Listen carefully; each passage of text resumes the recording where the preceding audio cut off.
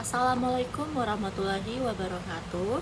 Perkenalkan, nama saya Indah Rahmawati Salim dengan NPM B1A022435. Pada kesempatan ini, saya akan menjelaskan hubungan tentang globalisasi teknologi dan kejahatan mayantara atau cybercrime. Saya mempunyai referensi buku Kejahatan Mayantara atau Cybercrime yang ditulis oleh Drs. Abdul Wahid SH, MH, dan Muhammad Labib SH. Ini buku saya sendiri.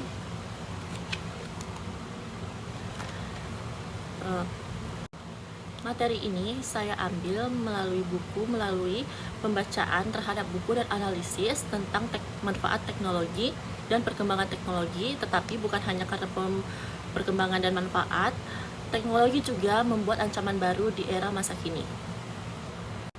Selanjutnya, saya akan menjelaskan apa saja yang saya akan bawa melalui buku Kejahatan Mayantara atau Cybercrime ini. Pada slide pertama ini, dengan berjudul Globalisasi Wajah Baru Imperialisme, yang dimaksud dengan itu adalah transformasi kekuasaan, program penyesuaian struktural, liberasi perdagangan, dan swastanisasi memindahkan kekayaan dari dunia ketiga ke negara industri maju tanpa penaklukan wilayah. Yang kedua, intervensi terselubung. Intervensi militer berubah bentuk, bantuan kemanusiaan, bantuan makanan, atau perang terhadap narkotika di Amerika Latin.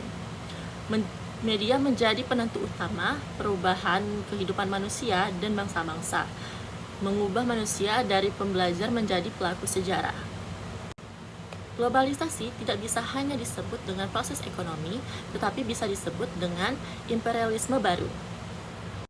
Kekuasaan tidak lagi dijalankan melalui kejahatan fisik, tetapi dijalankan melalui liberasi, swastanisasi, dan juga didominasi ekonomi negara-negara industri yang maju. Media memiliki peran yang besar, bahkan media juga memiliki persepsi, cara hidup, dan juga dapat membuat keputusan politik tanpa kita sadari.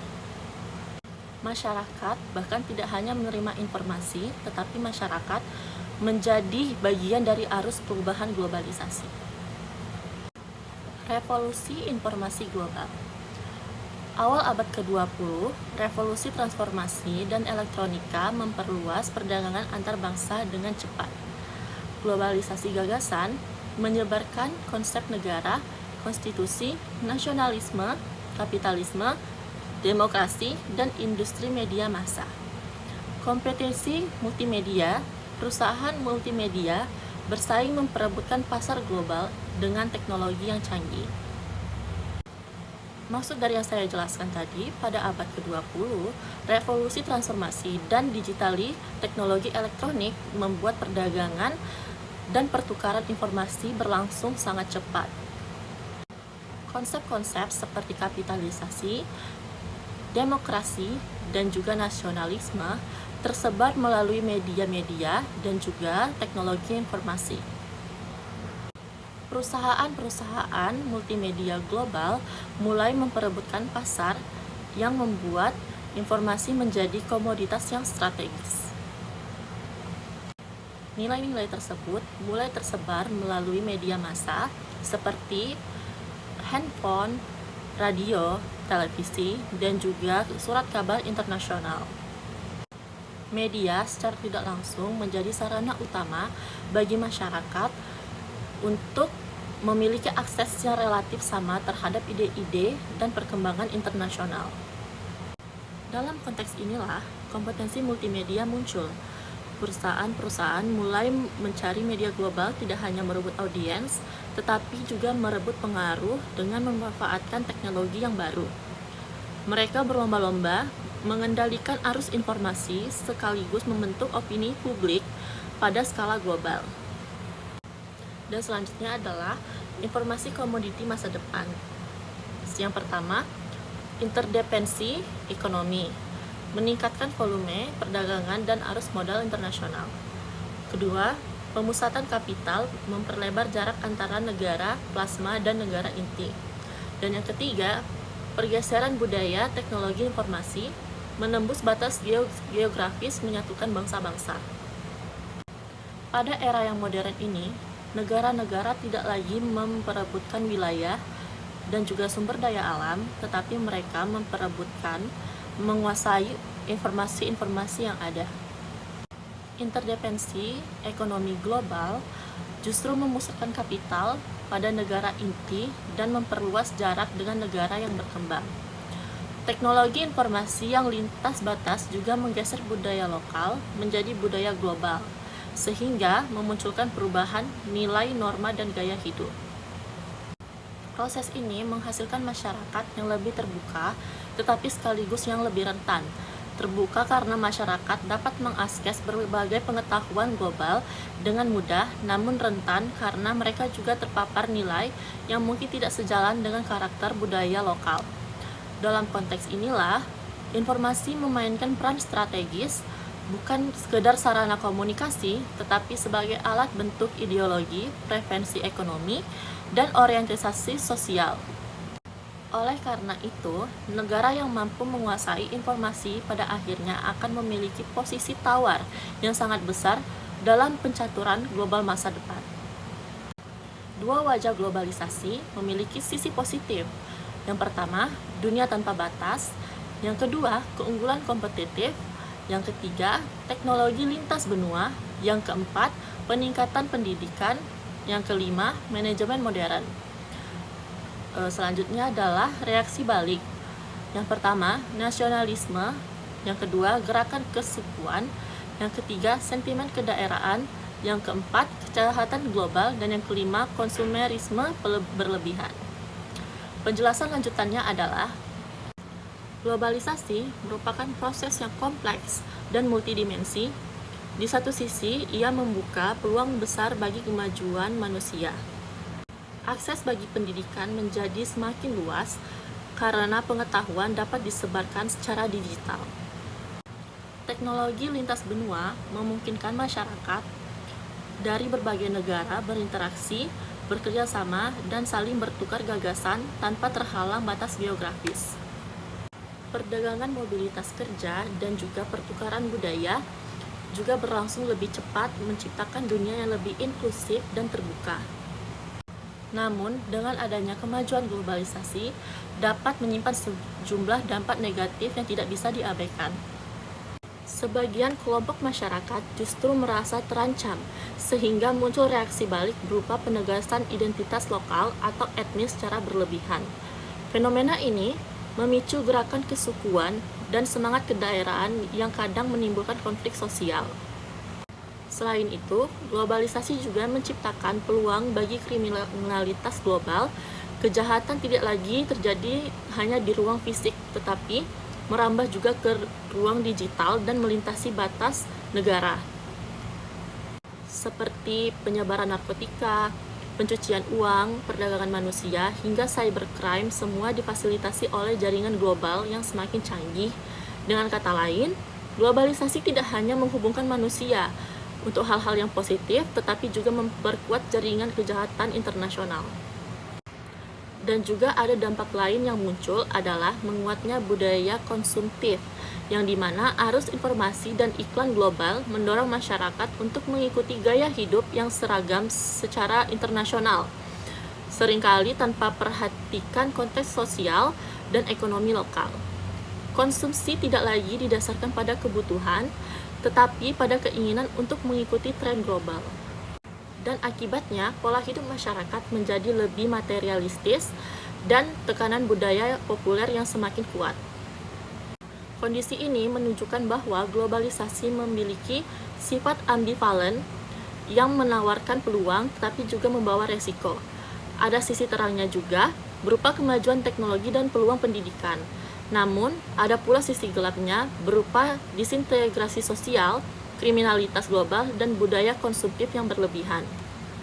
Tantangan untuk kita adalah bagaimana memaksimalkan manfaat globalisasi ini sekaligus meminimalkan dampak negatifnya, sehingga globalisasi dapat berjalan lebih adil dan manusiawi dan secara berkelanjutan. Teknologi pedang bermata dua. Menurut Edmundo O'Gorman, teknologi pada dirinya sendiri tidak baik maupun jahat. Dosa tidak ada pada teknologi, melainkan dalam penggunaannya. Yang pertama, global teknologi merupakan elemen utama globalisasi yang menggerakkan konsep desa dunia. Yang kedua, global ekonomi, yang dimaksudnya adalah perdagangan dan pasar yang melampaui batas negara. Yang ketiga, global strategi industrial, komersial, politik, dan juga militer berbasis informasi. Konsep dari teknologi pedang bermata dua adalah menggambarkan bahwa setiap inovasi teknologis selalu membawa potensi dan manfaat sekaligus risiko. Seperti yang dikatakan dengan Edmundo O'Gorman, teknologi pada dasarnya tidak memiliki nilai moral. Ia tidak baik ataupun buruk, tetapi menjadi baik tergantung bagaimana manusia menggunakannya. Pemikiran ini menekankan bahwa tanggung jawab moral terletak pada penggunaannya, bukan pada teknologinya. Di era modern, teknologi berperan pendorong utama terbentuknya desa dunia, sebuah kondisi di mana jarak geografis seolah hilang karena semua orang dapat saling terhubung secara instan. Informasi dapat berpindah melintasi benua hanya dalam hitungan detik, sehingga keputusan politik, dinamika ekonomi, hingga strategi militer pun ikut berpengaruh oleh kecepatan arus informasi tersebut. Dengan kata lain, teknologi bukan sekedar alat, tetapi juga menjadi struktur yang membentuk pola interaksi global. Perubahan besar juga dapat dilihat dari pergeseran orientasi kekuasaan dari masa ke masa. Pada era tradisional, kekuasaan ditentukan oleh kemampuan suatu negara menguasai suatu wilayah secara fisik. Semakin luasnya wilayah, semakin besar pula pengaruh politiknya. Memasuki era industri, fokus kekuasaan bergeser pada sumber daya alam dan produksi. Negara yang memiliki kapasitas industri modern dianggap lebih unggul karena mampu menguasai pasar dan perdagangan. Namun, pada era digitalisasi ini, kekuasaan justru diukur dari sejauh mana suatu negara mampu menguasai suatu informasi, data, dan jaringan informasi, komunikasi, sistem komputer, dan juga teknologi digitalisasi menjadi aset yang strategis yang jauh lebih penting daripada wilayah atau sumber daya alam. Dominasi informasi inilah yang membuat teknologi menjadi sangat menentukan dalam relasi internasional. Negara atau perusahaan yang menguasai teknologi tidak hanya memiliki keunggulan ekonomi, tetapi juga mempengaruhi opini publik, memanipulasi pasar, bahkan mempengaruhi stabilitas politik negara lain. Disinilah letak sisi gelap teknologi, ketika ia memanfaatkan untuk tujuan manipulatif, destruktif, atau tidak etis. Namun, pada saat yang sama, teknologi juga memberikan peluang besar bagi kemajuan, meningkatkan pendidikan, mempercepat inovasi kesehatan, mempermudah komunikasi, dan membuka ruang partisipasi publik. Oleh karena itu, tantangan utama kita hari ini bukan hanya memanfaati teknologi, tapi mengelolanya agar tetap berada dalam koridor yang etis, manusiawi, dan tidak salah digunakan. Masyarakat modern sangat bergantung pada teknologi untuk hal positif maupun yang negatif. Negara-negara berjuang menguasai informasi seperti mereka memperebutkan wilayah dan juga sumber daya alam. Perkembangan teknologi informasi telah membawa perubahan besar terhadap pola interaksi manusia. Dengan hadirnya internet, smartphone, dan berbagai platform komunikasi digital, manusia kini berhubungan tanpa batas geografis. Percakapan dan pertukaran informasi hingga kolaboratif dapat dilakukan secara real-time meskipun berada di benua yang berbeda. Kondisi ini membuat dunia terasa jauh lebih kecil dan semakin terhubung. Keterhubungan ini juga mengaburkan batas-batas negara dan informasi tidak lagi dapat dikontrol sepenuhnya oleh pemerintah karena arus komunikasi bergerak melampaui sistem sensor tradisional. Masyarakat dapat memperoleh informasi global tanpa filter sehingga ide, nilai, dan gaya hidup dari negara lain dengan mudah masuk ke dalam ruang sosial kita. Hal ini menciptakan ruang budaya global yang sangat dinamis, tetapi juga menimbulkan tantangan bagi identitas nasional dan budaya lokal. Salah satu dampak besar lainnya adalah transformasi moral. Paparan terhadap konten global, baik melalui media sosial, film, musik, maupun platform digital lainnya membentuk persepsi baru tentang apa yang dianggap wajar dan lumrah. Nilai-nilai yang dulu tabu dianggap sensitif kini menjadi hal yang biasa, terutama di kalangan generasi muda yang lebih intens menggunakan media digital. Perubahan ini tidak hanya terjadi pada aspek moralitas pribadi, tetapi juga cara pandang terhadap budaya lokal, hubungan sosial, gaya hidup, bahkan pandangan terhadap politik. Teknologi telekomunikasi juga menciptakan ruang publik baru di mana opini, informasi, dan budaya dapat menyebar dengan sangat cepat. Fenomena viral biasanya menunjukkan bagaimana suatu pesan dapat mempengaruhi jutaan orang dalam hitungan jam. Di satu sisi, ini memperkuat demokratisasi informasi karena siapapun dapat bersuara. Namun di sisi lain, efek negatifnya seperti misinformasi, manipulasi opini publik, cyberbullying, dan polarisasi sosial juga semakin mudah terjadi. Dengan demikian, teknologi komunikasi bukan hanya mempengaruhi komunikasi, tetapi juga mengubah struktur sosial, pola interaksi, sistem nilai, dan cara manusia memahami realitas. Tantangan kita bagaimana mengelola perubahan ini agar dampak positifnya dapat dimaksimalkan, sementara dampak negatifnya dapat diminimalisir melalui literasi digital dan kebijakan yang bijaksana. Memasuki dekade 1980-an, jaringan tersebut mulai digunakan untuk kepentingan yang akademis. Universitas-universitas besar yang ada di Amerika terhubung satu sama lain sehingga penelitian dapat dilakukan secara lebih kolaboratif. Ini menjadi tonggak penting bagi perkembangan teknologi jaringan global. Bersamaan dengan itu, teknologi komputer pribadi semakin berkembang sehingga masyarakat umum menjadi mudah mengakses jaringan digital. Perkembangan ini mulai meluas ke seluruh dunia seperti ke Indonesia dan negara-negara lain. Perguruan tinggi menjadi pionir dalam mengakses jaringan global sebelum akhirnya sektor komersial mulai menyediakan layanan internet untuk masyarakat umum. Sejak saat itu, internet mengalami lonjakan penggunaan dan mengubah cara hidup masyarakat di Indonesia. Dari cara berkomunikasi, mengakses informasi, belajar, berbelanja, hingga bekerja. Pada akhirnya, kelahiran internet tidak hanya menciptakan alat komunikasi baru, tetapi juga membuka ruang sosial baru yang bersifat virtual. Ruang ini memungkinkan interaksi tanpa batas, perubahan identitas, pembentukan komunitas global, serta munculnya fenomena sosial yang sebelumnya tidak pernah ada dalam kehidupan masyarakat konvensional. Selanjutnya adalah lahirnya internet. Internet merupakan hasil dari proses panjang integrasi berbagai perkembangan teknologi, mulai dari telekomunikasi, komputer, media massa. Konvergensi ketiga bidang ini menciptakan sebuah jaringan global yang mampu menghubungkan individu, lembaga, dan negara secara cepat dan efisien. Pada mulanya, internet tidak lagi dirancang untuk kepentingan publik, melainkan sebagai proyek strategis Amerika Serikat pada masa Perang Dingin. Pada tahun 1969, pemerintah Amerika Serikat melalui ARPA atau Advanced Research Project Agency mengembangkan ARPANET sebagai solusi atas kekhawatiran bahwa pusat informasi negara dapat dihancurkan dalam serangan nuklir.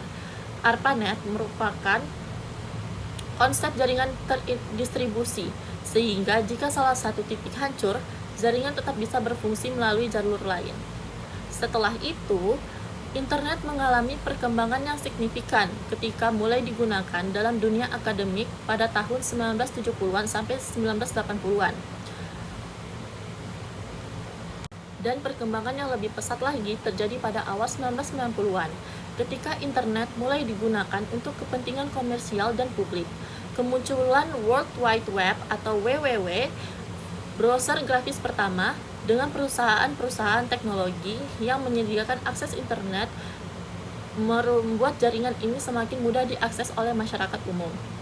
Internet tidak lagi menjadi alat komunikasi ilmiah atau militer, tetapi berubah menjadi platform sosial, ekonomi, budaya, dan yang menghubungkan dunia. Indonesia. Yang kedua adalah perspektif yuridis. Dari perspektif hukum, kejahatan dipahami sebagai tindakan yang diberikan pidana oleh negara. Dalam konteks kejahatan mayantara, negara berperan penting dalam menentukan batas perilaku manusia yang dianggap merugikan dan perlu hukum. Perspektif ini menekankan regulasi yang jelas, komprehensif, dan mengikuti perkembangan zaman. Tanpa kerangka hukum yang memadai, negara akan kesulitan menindak pelaku cybercrime, terutama karena kejahatan digital sering bersifat lintas batas atau transnasional, dan pelaku dapat beroperasi secara anonim. Oleh karena itu, pendekatan yuridis menggarisbawahi pentingnya perubahan hukum, harmonisasi internasional, serta kemampuan aparat penegak hukum dalam memahami teknologi. Dan yang ketiga adalah perspektif sosiologis. Dari sosiologis, kejahatan dipandang sebagai produk dari struktur sosial itu sendiri. Internet menciptakan ruang sosial baru yang memungkinkan terbentuknya kelompok-kelompok dengan identitas budaya, nilai yang berbeda dari masyarakat nyata. Komunitas-komunitas di dunia maya dapat menjadi tempat berkembangnya perilaku menyimpang, terutama karena sifatnya yang anonim, bebas, dan tidak mudah diawasi. Ruang digital, seseorang dapat bergabung dengan kelompok tertentu yang mendukung atau bahkan mengajarkan tindakan kriminal, misalnya forum jual beli data, komunitas peretas, atau grup memfasilitasi penipuan. Hal ini menunjukkan bahwa kejahatan mayantara tidak hanya muncul dari individu yang nakal, tapi juga dari interaksi sosial yang terjadi dalam ruang virtual. Platform seperti Telegram, Discord, Darknet Forums, hingga Facebook atau marketplace gelap menjadi media bagi para pelaku untuk saling bertukar informasi, teknik hacking, phishing, atau manipulasi data. Mereka belajar tidak hanya dari tutorial teknis, tetapi juga dari nilai-nilai pembenaran yang beredar dalam komunitas tersebut. Seperti anggapan bahwa meretas adalah skill atau bahwa pencurian data adalah hal yang wajar. Dengan kata lain, internet mempercepat proses belajar kriminalitas melalui hubungan sosial virtual yang intensif dan terorganisasi. Selanjutnya adalah teori asosiasi diferensial Sutherland. Teori asosiasi diferensial yang dikembangkan oleh Edwin H. Sutherland menekankan bahwa kejahatan merupakan hasil dari proses belajar sosial. Individu tidak otomatis menjadi pelaku kriminal, tetapi mereka mempelajari teknik, motivasi, serta justifikasi pelaku kriminal melalui interaksi dengan hubungan lingkungan sosialnya. Lingkungan ini bisa berupa keluarga, teman sebaya, kelompok kecil, hingga komunitas yang lebih luas. Dalam konteks dunia digital, teori ini menjadi semakin relevan karena adanya internet menyediakan ruang pergaulan baru yang sangat luas dan sulit diawasi. Jika dulu perilaku kriminal dipelajari melalui kontak langsung, kini proses tersebut dapat berlangsung tanpa tatap muka atau grup diskusi, forum anonim, dan platform percakapan yang bersifat tertutup. Hal ini membuat proses internalisasi nilai-nilai kriminal berlangsung lebih cepat dan masif. Selain itu, interaksi dunia maya menciptakan pola sosialisasi yang berbeda. Pengguna dapat menemukan kelompok yang satu nilai dengannya dengan sangat mudah, sehingga membantu memberikan rasa keterikatan sosial yang kuat meskipun tidak pernah bertemu secara fisik. Rasa solidaritas di komunitas digital ini dapat memperkuat identitas kelompok sebagai komunitas hacker, komunitas carding, atau komunitas phishing, sehingga anggota merasa lebih legitim untuk melakukan tindakan kriminal. Fenomena lain makin menegaskan teori ini adalah munculnya tutorial kejahatan dalam format yang lebih mudah diakses, video YouTube tertentu, konten TikTok ilegal, blog, atau file yang dibagikan secara anonim. Meski banyak platform mencoba menghapus konten tersebut, penyebarannya tetap sulit dibendung. Akibatnya, proses belajar kriminal terjadi secara cepat dan tersebar luas, melintasi berbagai negara dan juga budaya. Dengan demikian, teori asosiasi diferensial membantu memberikan dan menjelaskan bahwa kejahatan digital bukan hanya persoalan teknologi, tetapi juga harus dari proses sosial yang terjadi di ruang maya. Individu menjadi pelaku cybercrime karena mereka belajar dari komunitas yang memberikan motivasi legitimasi terhadap tindakan tersebut. Internet hanya memperluas dan mempercepat proses pelajaran tersebut. Kejahatan hukum pidana dan penanggulangan kejahatan. Dalam era digital, hukum pidana menanggapi situasi yang jauh lebih kompleks dibandingkan kejahatan konvensional. Perkembangan teknologi yang terjadi secara cepat, sementara proses pembentukan hukum membutuhkan waktu panjang dan pertimbangan yang mendalam. Ketidakseimbangan inilah yang menjadi salah satu tantangan besar untuk melakukan tindakan melawan hukum secara lebih canggih dan terorganisasi. Kejahatan Mayantara mempunyai karakteristik yang unik yang membuat penanganannya berbeda dari kejahatan biasa. Pertama, sifatnya yang lintas yurisdiksi. Sebuah kejahatan digital dapat dilakukan dari suatu negara menyerang server di negara lain dan merugikan korban di wilayah dan yang berbeda lagi. Kondisi ini menimbulkan kesulitan dalam menentukan hukum mana yang berlaku, serta negara mana yang berwenang memproses pelaku. Tanpa kerjasama internasional, penegakan hukum hampir mustahil. Kedua, kejahatan digital sering kali sulit dilacak. Pelaku dapat bersembunyi di balik anonimitas internet, menggunakan VPN, server luar negeri, atau teknik penyamaran digital lainnya. Teknologi enkripsi dan sistem jaringan terdesentralisasi membuat penyidik harus memiliki kemampuan teknis tinggi untuk mengidentifikasi jejak digital. Banyak kasus di mana pelaku tidak pernah tertangkap bukan karena tindakannya, melainkan tindakannya tidak melanggar hukum, tetapi karena bukti digital sangat minim untuk diteliti. Ketiga, banyak kejahatan Mayantara yang menggunakan teknologi canggih, seperti artificial intelligence untuk penipuan atau deepfake scam, malware tingkat tinggi, botnet, hingga serangan cyber yang melibatkan ribuan perangkat. Aparat penegak hukum harus memiliki teknologi yang memadai untuk memahami modus ini. Namun kenyataannya tidak semua lembaga penegak hukum memiliki sumber daya tersebut, baik dari aspek SDM maupun infrastruktur. Oleh karena itu, dibutuhkan langkah kebijakan hukum yang bersifat adaptif dan responsif. Harmonisasi hukum nasional dan internasional penting agar setiap negara tidak berjalan sendiri-sendiri. Ancaman global kolaborasi internasional seperti Mutual Legal Assistance atau MLA, perjanjian ekstradisi, dan kerjasama penyelidikan lintas negara menjadi elemen kunci untuk menanggulangi kejahatan digital. Selain itu, pembaruan regulasi digital harus dilakukan berkelanjutan. Negara perlu memperbarui aturan terkait perlindungan data, transaksi elektronik, keamanan cyber, hingga tata kelola ruang digital. Dengan demikian, kebijakan hukum pada era digital tidak lagi hanya berfokus pada pemidanaan, tetapi juga pada pencegahan, deteksi, perlindungan data, serta kerjasama global. Tantangan kedepannya adalah memastikan bahwa hukum mampu mengikuti perkembangan teknologi, sehingga sistem hukum tetap relevan dan mampu melindungi masyarakat di era serba digital ini. Secara keseluruhan, globalisasi teknologi terjadi kekuatan yang mendorong kemajuan peradaban modern. Teknologi mempercepat akses informasi, membuka peluang ekonomi baru, dan menghubungkan manusia dari berbagai belahan dunia dalam satu ruang interaksi yang sama. Namun, di balik manfaat tersebut, globalisasi teknologi juga menghadirkan tantangan yang tidak bisa diabaikan, khususnya munculnya kejahatan Mayantara yang semakin kompleks, terstruktur, dan melintasi berbagai batas negara. Kejahatan digital bukan hanya persoalan teknis, tetapi merupakan cermin dari dinamika sosial masyarakat global yang sedang berubah. Dunia maya yang tidak mengenal batas geografis menciptakan ruang bagi kolaboratif positif, tetapi juga menyediakan peluang bagi tindakan kriminal yang memanfaatkan celah hukum dan kelemahan sistem keamanan.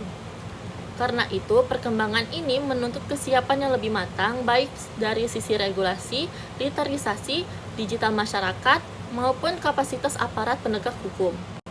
Disinilah pentingnya komitmen bersama untuk memastikan bahwa teknologi tetap menjadi kekuatan yang membangun, bukan merusak.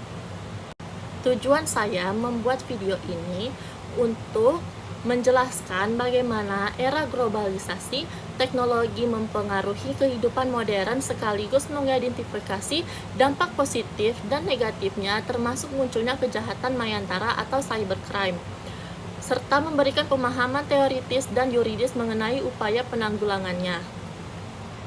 Sekian, itu saja video yang saya presentasikan dan yang saya buat. Terima kasih. Wassalamualaikum warahmatullahi wabarakatuh.